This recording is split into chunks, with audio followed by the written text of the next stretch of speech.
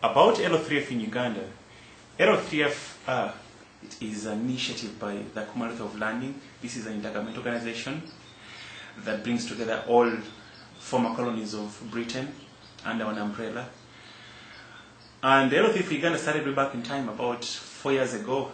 It started during the CHOGM conference in Uganda.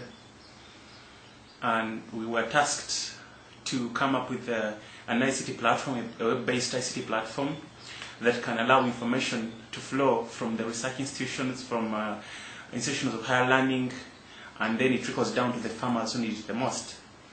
So we did this web-based platform and presented it to the delegates. They appreciated it. The president of COL by then, Sir John Daniels, came and visited us and appreciated the efforts. Then after the successful implementation of that initiative, COL decided to sponsor the LO3F initiative in Uganda.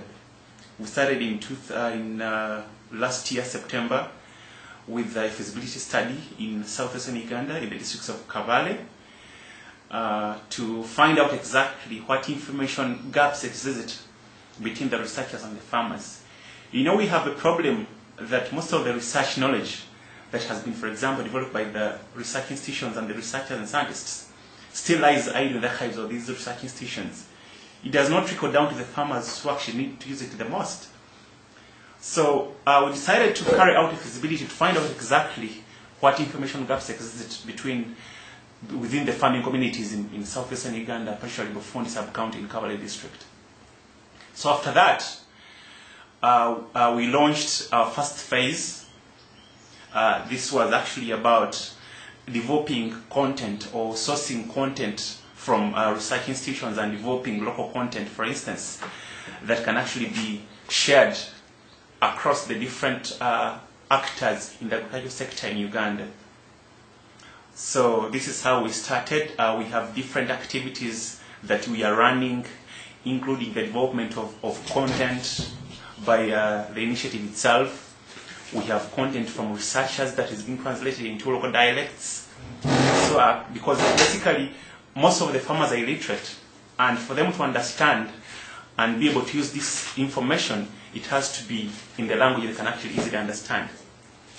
So we use different methods to kind of send this information, disseminate it among the different actors.